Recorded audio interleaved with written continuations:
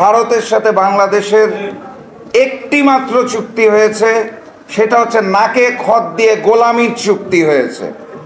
ভারত চাইবে, বাংলাদেশ তাদের দিতে বাধ্য থাকবে, এই চুক্তি হয়েছে।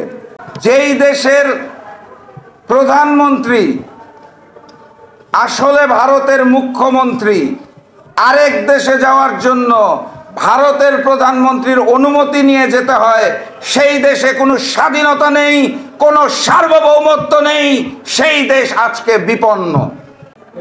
চুক্তির কোনো জায়গায় কখনো সীমান্তে হত্যা বন্ধের বিষয়ে কোনো আলোচনা হবে না। আমার দেশের প্রয়োজনীয় পানির বিষয়ে আলোচনা হবে না। আমার দেশের ট্রানজিটের ব্যাপারে আলোচনা হবে না।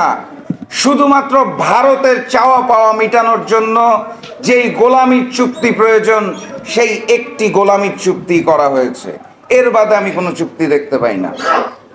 আপনাদের স্মরণ করিয়ে দিতে চাই, 1972 সালে আমাদের বর্তমান ফ্যাসিস্ট প্রধানমন্ত্রী শেখ হাসিনার পিতা শেখ মুজিবুর রহমানের সাথে ইন্দিরা গান্ধীর এরকম 11টি চুক্তি হয়েছিল। সেখানের 5 নম্বর চুক্তিতে বলা ছিল, বাংলাদেশ এবং ভারত তাদের প্রয়োজনে একে অপরের দেশের রেলপথ, সড়কপথ এবং পানিপথ ব্যবহার করতে পারবে। বলা হয়েছিল বাংলাদেশ এবং ভারত দুটি দেশে নিজের প্রয়োজনে। শেখ মুজিব ইন্দিরা গান্ধীর চুক্তি। শেখ মুজিব জীবিত থাকতে পারেন নাই কাজকর্ম পরিচালনা করার জন্য।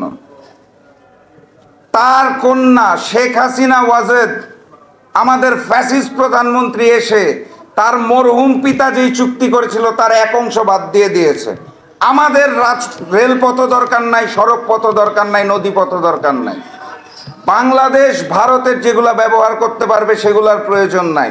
উনি শুধুমাত্র রেখেছেন ভারতের যেগুলা প্রয়োজন, ভারতের এ মাথা থেকে ও মাথা যাওয়ার জন্য, বাংলাদেশকে ব্যবহার করার জন্য যেগুলা প্রয়োজন, শুধু এইগুলা রেখেছেন। উনি ওনার বাপকেও ছাড়িয়ে গেছেন, মাশাআল্লাহ।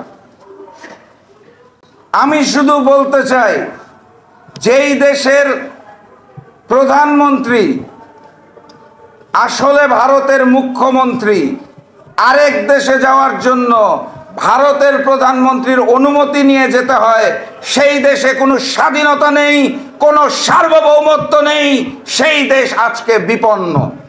সেই বাংলাদেশের একজন সাধারণ নাগরিক হিসেবে, একজন কর্মী হিসেবে জাতীয় নেতৃবৃন্দকে সাথে নিয়ে আপনাদের শুধুমাত্র আহ্বান জানাতে চাই, চলুন একত্রিত হয়ে এই ফ্যাসিস্ট হাসিনা এবং নরেন্দ্র মোদী, যিনি অখণ্ড ভারত করতে চাচ্ছেন, তাদের বিরুদ্ধে আন্দোলনটা গড়ে তুলি এবং শপথ নেই, বাংলার জমিন দিয়ে ভারতের কোনো রেল যাবে না এবং যেতে দেওয়া হবে না ইনশাআল্লাহ। সেদিন পর্যন্ত আন্দোলন চলবে যেই দিন পর্যন্ত আমরা আমাদের দেশের স্বাধীনতা, সার্বভৌমত্ব এবং গণতন্ত্র ফিরিয়ে আনতে না পারবো। তার আগ পর্যন্ত যুদ্ধ চলছে, যুদ্ধ চলবে ইনশাআল্লাহ। বিজয়ের পথে যাত্রা শুরু, জীবন অথবা মৃত্যু। আসসালামু আলাইকুম।